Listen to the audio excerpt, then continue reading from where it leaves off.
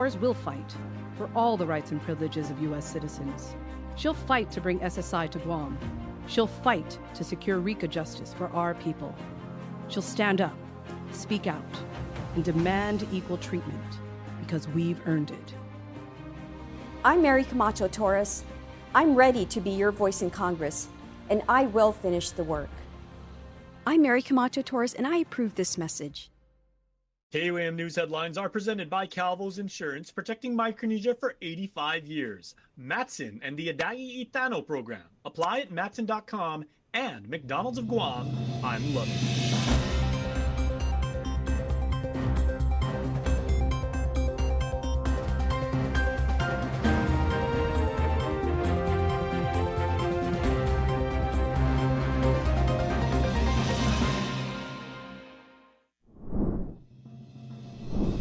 An amendment made to the fiscal year 2027 budget bill could speed up when the Guam Memorial Hospital receives previous year funding, even as lawmakers continue debating the millions more the hospital says it needs to operate. I'm Nevaeh Anderson with more on this next. Lawmakers split over how to fix our struggling tourism industry. I'm Mitsuki Hariyama with the arguments spilling onto the session floor over a proposal to fund a $300,000 study into the Guam Visitors Bureau. The U.S. is seeing an uptick in reports of explosive diarrhea, with the CDC saying there may be over 6,700 cases. I'm Don Sula with the details on Cyclosporiasis coming up. Good evening, Guam, and half a day. I'm Jason Salas. Thanks so much for tuning in. This is KUAM News Primetime, and here are your Thursday night top stories. Well, fiscal year 2027 budget deliberations continue down at the Guam Congress building, with some of lawmakers' biggest questions centering on the Guam Memorial Hospital. Now, your elected lawmakers spent hours debating how much the funding for the island's public hospital needs now and how to pay for improvements still on the horizon. Nevaeh Anderson has more in our top story. The Guam Memorial Hospital Authority would receive $57.6 million under lawmakers' version of the fiscal year 2027 budget. That includes $36.5 million in general fund support for operations, about $5 million more than last year, along with roughly $21 million from the hospital's pharmaceutical fund. But that's still well below the nearly $80 million GMH requested, leaving a funding gap of about $22 million. Part of the general fund increase reflects a budget shift rather than new spending. Instead of routing money through the Department of Corrections, funding for inmate medical care would now be budgeted directly to GMH after discussions between both agencies. The hospital also requested $11 million for capital improvement projects, but the Office of Finance and Budget recommended addressing those requests separately through future legislation instead of including them in the annual operating budget. That prompted questions from Senator Therese Terlahi, who pressed OFB Director Stephen Guerrero on where funding for those projects could eventually come from. Again, that is probably, when we get to that point, we'll have to identify a funding source for those capital projects. Yeah, so what other potential sources are there besides general funds or the special funds that are going to GMH or this $35 million appropriation for the Healthcare Center of Excellence? Director Guerrero said future excess revenues could become available if collections continue outperforming projections, adding that federal grants may also help fund future projects. Senator Terlahi, however, expressed concern that needed upgrades continue to be delayed despite lawmakers previously approving additional funding for hospital operations and these capital improvements. As budget deliberations moved forward, Health Committee Chair Senator Sabrina Salas-Matanani argued that the hospital is already taking steps to improve its financial outlook through stronger billing and collections while continuing to invest in critical facility upgrades. 46, I think, critical CIP projects that they've completed, 41 critical CIP projects that are ongoing, 8 projects that are on the launching pad, but they're not expecting to realize any of these savings until fiscal year 28. So that's why it's critical that they get this bridge funding and this $21 million, which I plan on introducing an amendment. Later in the session, Salas-Matanani secured approval of that amendment, changing how a previously approved $20 million fiscal year 2026 appropriation could be accessed. Under the budget's original language, GMH would have had to wait until the end of the fiscal year because the money depended on net excess general fund collections. By removing the word net, the amendment is intended to allow the hospital to access those funds sooner if excess general fund revenues become available. As lawmakers continue working through the fiscal year 2027 budget, discussions over GMH's long-term funding needs and how to pay for them are expected to continue before a final spending plan is approved. Nevaeh Anderson, KUAM News. Also tonight, a proposal to spend $300,000 on a study of the Guam Visitors Bureau sparked quite the heated debate downtown at the legislature. And while the provision's author says the review could help what he calls a dying tourism industry, others argue the island does not need another study to fix problems that it already knows exist. Matsuki Hirayama has more. Is there a bill? I would assume the answer is no, since nobody can say that there is one. There must not be one. And he can use his time to answer that at the end of his explanation. I am not asking any question anymore, Mr. Chair. I call for a recess, Mr. Chair. The answer is very clear. clear. We are in recess. The fight over how to fix Guam's struggling tourism industry played out on the legislative floor during debate on the FY27 budget as senators clashed over a $300,000 proposal to study the Guam Visitors Bureau. The proposal would pull the funds from the Tourist Attraction Fund to pay for an independent third-party review of GVB to identify what isn't working and what changes are needed to strengthen the tourism industry. Provision author, Tourism Oversight Chair Senator Jesse Lujan says that industry is, quote, dying. This is about saving 45,000 related jobs in an industry that is dying, that we see before our eyes. Is this body prepared to have the people of Guam, again, the vacuum that will be created by an industry that is dying? But opponents were quick to call out the proposal. Senator Chris Barnett says the problems facing the industry are already well known and that the money should go towards solutions instead of another study, which he contends, quote, stinks of special interest. Is this another AI contract where we have to involve the legislature in this study to make sure that our PARI or our PRIM or our political buddies are going to be the ones to do this study? And yet we're telling our kids with autism, we're telling Gumat Mommy, we're telling the veterans, make do with the status quo. Meanwhile, Senator Therese Terlahi questioning how Lujan was allowed to, quote, sneak in the provision into the budget bill without a public hearing, arguing it's in violation of the law. The jobs and the employees in those jobs referred to by the previous speakers are not going to be saved by any provision like this, especially without a public hearing, one done by one man's will, without the consent of the industry as to how that independent study is going to be made. But Lujan argues the proposal is a result of months of discussions with industry stakeholders and multiple oversight hearings with GVB and the Guam International Airport Authority. We talked to the experts in the field, and they all agree. And this is a result of numerous oversight hearings, not only with the Guam Visitors Bureau, but also with the Airport Authority. And if folks were there, they would see, I mean, even the airport is needing subsidy at this point. What is that telling us? It's telling us that we're not filling seats. It's telling us that their tourism industry is dying here in Guam.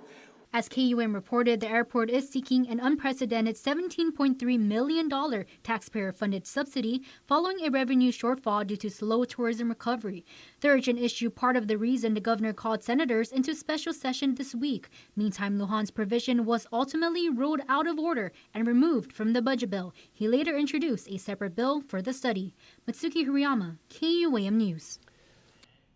Let's consider some public health headlines now, as the United States mainland is experiencing an outbreak of a rather extreme gastrointestinal nature, which is causing major concern across the country, with the U.S. Centers for Disease Control and Prevention saying there may be over 6,700 cases. Don Sulat has this health report. A widespread foodborne illness is plaguing the nation, with the CDC saying there are 1,645 confirmed cases and over 5,100 pending cases of people having severe diarrhea. The cause for it? Cyclosporiasis, a gastrointestinal illness caused by the microscopic parasite Cyclospora. According to the CDC, people can become infected by consuming food or water contaminated with the parasite, but adds that direct person-to-person transmission is not likely. Looking to the state of Michigan, Their Department of Health's preliminary investigation suggests that the source of the explosive diarrhea outbreak points to lettuce or salad greens. However, the Michigan Health Department adds that other food items cannot be completely ruled out. Now, what are the common symptoms of cyclosporiasis? The CDC says that symptoms can vary, with the most common one being watery diarrhea with sometimes explosive bowel movements. Other symptoms include weight loss, bloating, nausea, and fatigue. Symptoms usually start showing about 1 week after being infected. The CDC adds 34 states have reported that those affected by cyclosporiasis developed their illness after eating food in the United States and did not travel 14 days prior. As for Guam, our Department of Public Health and Social Services says that as of today, there are no confirmed cases of cyclosporiasis, nor has there been any recently confirmed cases of explosive diarrhea. The closest confirmed case in the region so far would be in Hawaii, where their Department of Health confirmed a U.S. traveler was hospitalized recently. The best preventative measures, according to the CDC, is to do safe food practices such as washing your food and cooking them at the appropriate temperatures. Reporting for KUAM News, I'm Don Sulet. Well, as our island prepares to commemorate the 82nd Liberation Day, the public is invited to attend the 80th Annual Liberation Day Mass and Unified Memorial Ceremony, with the event to be held on Tuesday, July 21st, beginning at 10 a.m. at the Dulce Nombre de Maria Cathedral Basilica downtown in Agutya. The memorial ceremony will follow immediately after the Mass and honors those who sacrificed for Guam's freedom. Those unable to attend in person can watch the event live on the Cathedral's YouTube channel as well as their Facebook profiles. And for more information, you can contact the Mayors and Council of Guam. Please stay tuned, everybody. Many more island headlines are on the flip side of this break. You're watching KUAM.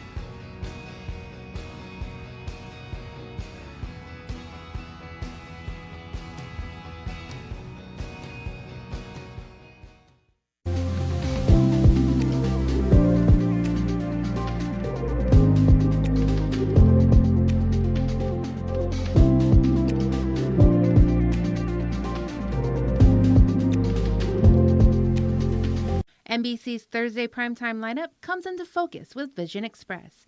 Fast, fashionable, focused. KUAM TV8, first on Guam. Ready to make a splash this summer? Kmart is. Dive into the fun. Get in the game. Make some waves. Summer Splash at Kmart. Anything's possible. I push to the limits. I climb every wall. I keep on believing. Anything's possible. If there's one thing we've learned, it's never to underestimate the spirit and strength of the people of our island home. Which is why at Bank of Hawaii, you, your dreams, and your possibilities will always have a home. Reach your possible with Bank of Hawaii. From the Crime Watch beat tonight, a 28-year-old man is behind bars after Guam's finest say he allegedly beat a woman unconscious during a domestic violence incident. 28-year-old Carl Thomas Jamanilla was charged Wednesday with aggravated assault as a third-degree felony, along with misdemeanor family violence and unlawful restraint by way of a magistrate's complaint filed in Superior Court. Police say the woman got into Jamanilla's vehicle Sunday night to talk, and during the drive through Ganya Heights, an argument allegedly turned violent, with Jamanilla repeatedly striking her in the face, head, and body. Court documents state that the woman later tried to escape at a mobile gas station near Adelup, but was allegedly forced back into the vehicle. Police say Jamanilla then drove to the Cliff Hotel, where the assault continued until the woman lost consciousness. The complaint states she did not regain consciousness and after convincing Jamanila to take her to his home so she could use the restroom, she escaped, ran home, and a relative took her to police. Officers observed bruising around both eyes, swelling on her forehead, and a swollen bridge of her nose. And when questioned by police, Jamanila reported allegedly denied any wrongdoing. Elsewhere, a 35-year-old man is facing felony drug charges after GPD allegedly found methamphetamine in a bag that he was carrying during a traffic stop. According to a magistrate's complaint, Benny Joshua Salas Nauta allegedly told officers he did not consent to a search because he did not want to go back to jail. Police later recovered suspected meth substances from the bag. Nauta was charged with possession of meth as a third-degree felony, as well as operating a motorcycle without a valid license as a petty misdemeanor. He appeared before a magistrate judge and was ordered held on $500 cash bail pending further court proceedings. Beg your pardon. The U.S. Small Business Administration, in other news, is making low-interest federal disaster loans available to eligible private nonprofit and faith-based organizations locally impacted by Super Typhoon Sinlaku back in April. The assistance includes physical disaster loans to repair or replace damaged property, economic injury disaster loans to help cover operating expenses, and additional mitigation funding for building upgrades. Eligible organizations may qualify for up to $2 million in loan assistance with interest rates as low as 3.6%, repayment terms of 30 years, and no required payments or interest during the first year after disbursement. Applications for physical damage loans are due by the end of August, while economic injury disaster loan applications will be accepted through March 30th of 2027. Organizations can apply online at sba.gov/disaster or contacting SBA's Customer Service Center. In business headlines tonight, from 4 beers on tap to becoming one of our island's homegrown craft beer success stories, Carabao Brewing is raising a glass to a major milestone as today marked 7 years since the company first opened its doors. And as Joe Nugancharfis reports, the celebration is about much more than just beer. If walls could talk, the ones inside Carabao Brewing would probably say, "Another round, please." 7 years after pouring its very first pint, the local brewery is celebrating the journey that turned a small tap room into one of Guam's favorite gathering spots. Carabao Brewing officially opened on July 16, 2019, with just 4 beers on draft and one goal: to brew great beer and have fun doing it. Since then, the business has continued to evolve, expanding its lineup of craft beers, opening a kitchen, creating an event space, launching a second location, and most recently shifting its focus back to what started it all, brewing beer. Like many local businesses, the road wasn't always easy. The brewery navigated the challenges of the COVID-19 pandemic, powerful typhoons, and changing business demands. But through every obstacle, one thing remained constant: the support of the community. Owners say every pint poured, every 4-pack purchased, and every customer who recommended Carabao Brewing to family and friends helped make the past 7 years possible. Now they're raising a glass to the memories they've made, the beers still to come, and many more years of brewing in Guam. Happy 7th birthday to Carabao Brewing, and cheers to many more years of local craft beer. Jonah Guntarfis, KUAM News. Back to our celebration of Liberation Day. You can celebrate Guam's 82nd liberation at a special Tuman night market on Tuesday the 21st from 5 to 9 p.m. in the heart of island hospitality.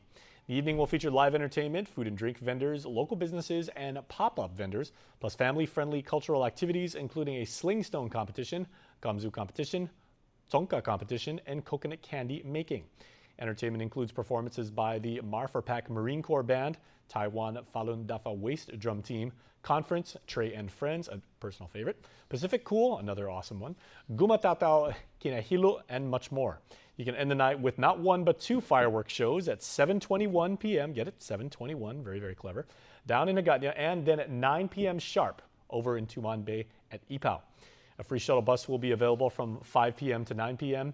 at Ipao Beach, with the event honoring Guam's 82nd liberation under the theme, which goes with the Guam hymn, Para y honra, para y gloria, for her honor, for her glory.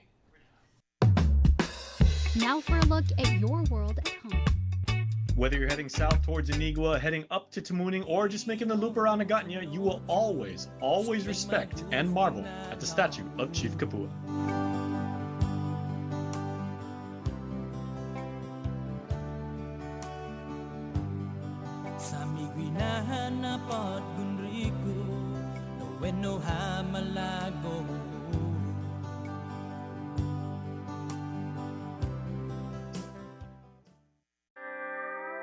Tourism is Guam's #1 industry.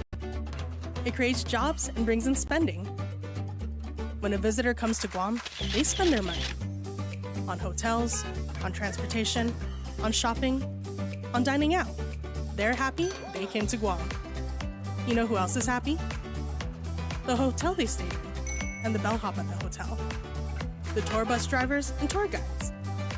The stores they shopped at, and the banks they used. The restaurant and the waitstaff.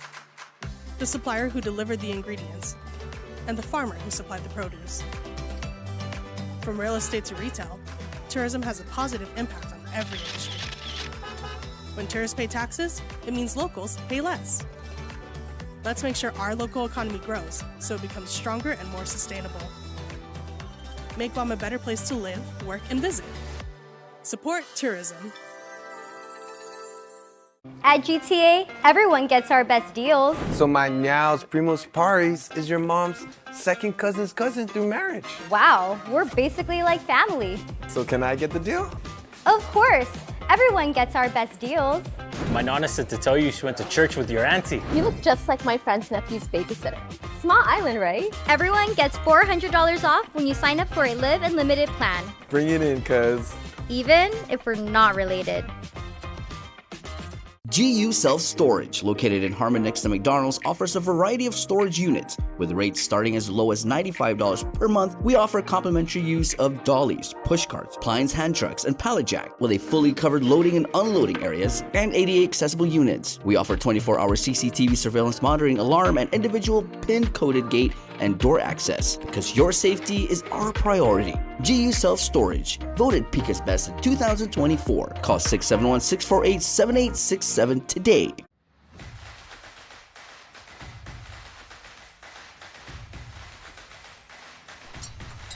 Tonight's sports feature is brought to you by Cars Plus.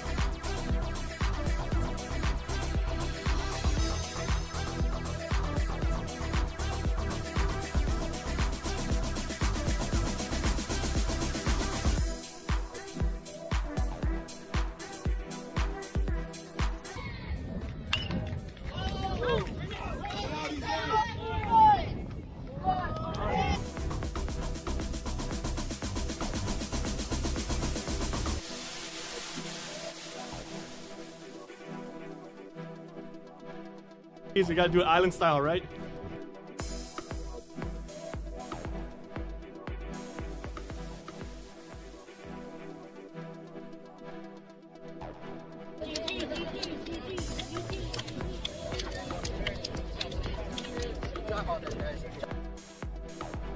Thank you, coach. Thank you. Thank you, man. Get ready.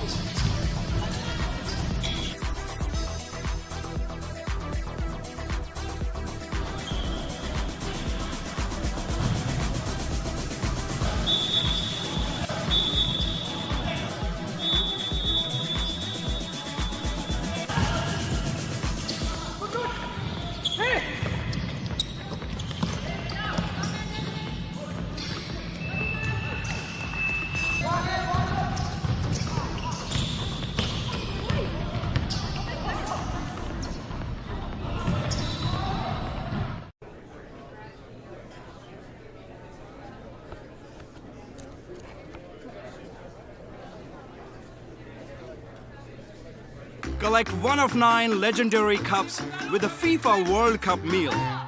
Now it pays to spread the Better Together experience. With our brand new referral program, you can earn up to $150 in account credits for every referral you bring in. That's right, family, neighbors, friends, even your coworkers. Just pass them your account name and account number. When they sign up for Docomo Pacific service and drop your info, cha-ching!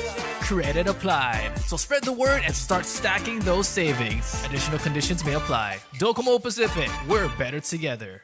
NBC's Thursday primetime lineup comes into focus with Vision Express. Fast, fashionable, focused. KUAM TV8, first on Guam. In honor of America's 250th anniversary, Jeep and Captain America are saluting real captains of America. All clear, Cap. Heroes like Captain Nuger, Captain Enda. Team, I got eyes on Cap. Captain Murray. Copy that. Captain McCall.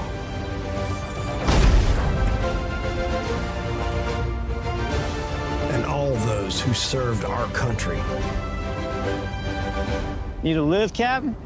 Brought my own, Captain. And as America's veteran SUV, Jeep is built for freedom and driven by heroes.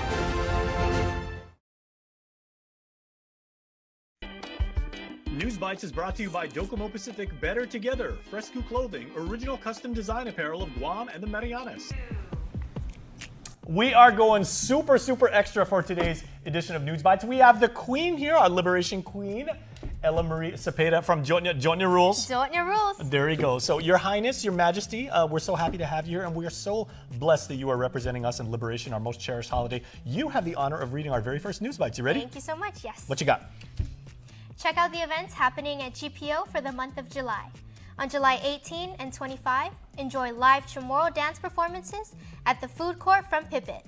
And on July 18, 25, and 28, from 10 morning to noon, catch PBS Live, music, and movement. Okay, I'm going to go ahead and say on the record, I think Ella's reign should just be forever, because she is an amazing queen. Thank you. I know you're up for it too. Thank you and so you love much. our island community, and that's what it's important. You know what? We love our island community too, and our friends at Vero are having their annual gala. So it's Bloom and Hope. This is coming up October the 10th, everybody. We still got some time to make sure that you get your tickets, but they provide services for victims, right? So we want to make sure that we can continue to support Vero because resources, services, they make sure that they support it. Please make sure to get a table. All right, we have another amazing event, Ella.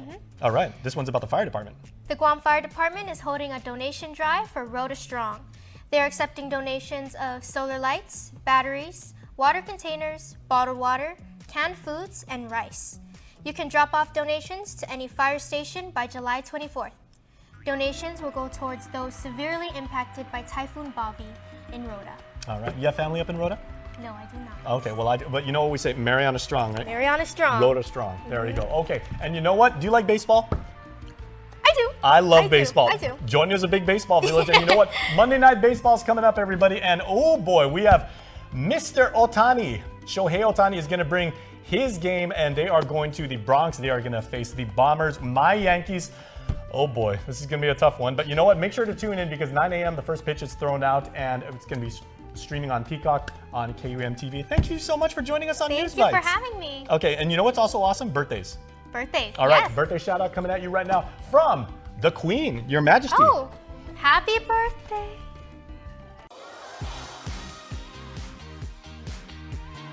It's 16th of July, everybody, so happy birthday to our mama / wifey / grandma, Lily Santos. Your love, Lily, your family says, lights up our lives, and your endless care and devotion are always appreciated. They say God bless you, and with all of the love in the world, we love you sincerely. Happy birthday to you, Miss Lily. Want to wish your special someone a happy birthday? Just click the QR code here on your screen or email birthdayclub@kuam.com. And great job by Her Majesty Ella Marie Cepeda for stopping by the studio and doing News Bites with us. That was a lot of fun. All right, everybody, please be safe out there. Share half a day, everybody. And remember, please continue to keep Rhoda in your thoughts and prayers. I'm Jason Salas. Have a pleasant Thursday. Bye-bye.